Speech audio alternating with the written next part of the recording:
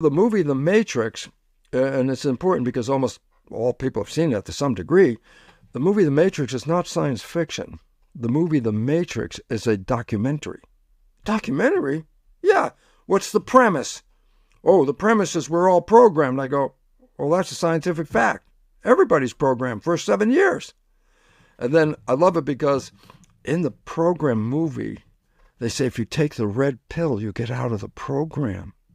Whoa!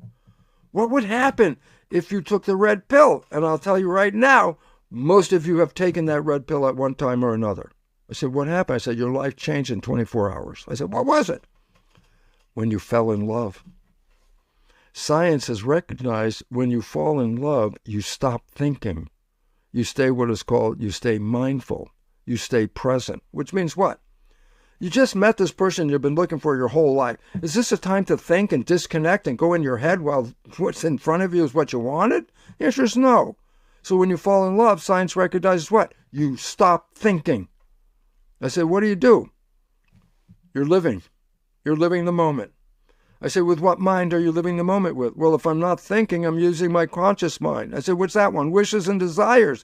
What do you think the honeymoon was? A manifestation of your wishes and desires, the joy, the beauty, the love, the harmony, the peace, everything you experience. It may not last long, but guess what? You were blah, blah, blah, blah, and you meet this person, and just 24 hours later, you have a different life. I go, where'd this other life come from? I said, it was always available.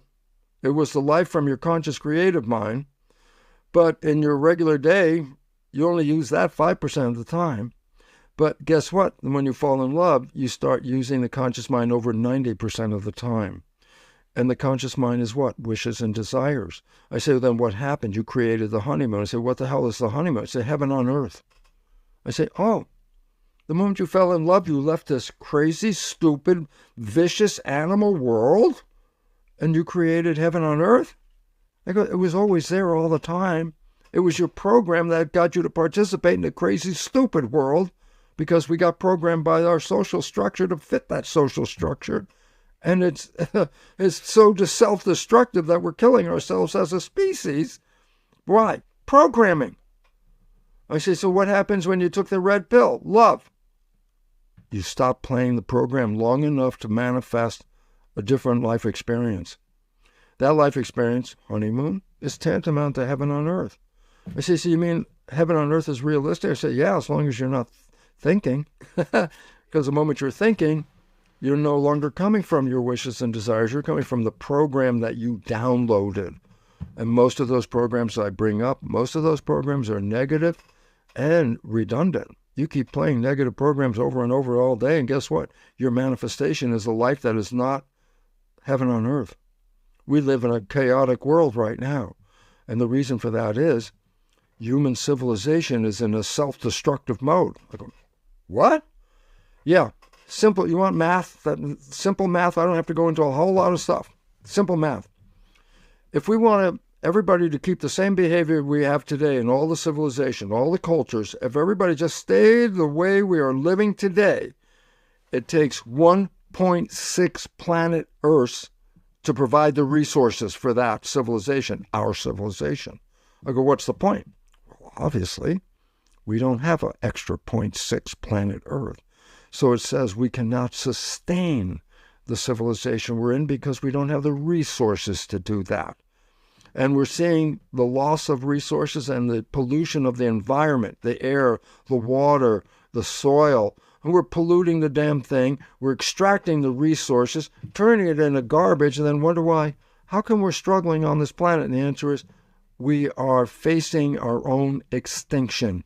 Why? Because we're living beyond what we're capable of living. I say, then how are you going to survive? I say, you have to change civilization. I go, what do you mean? I say, the culture we have is what's killing us. We're destroying our environment to keep ourselves where we are. So guess what? It's the thinking of today that is creating the problem.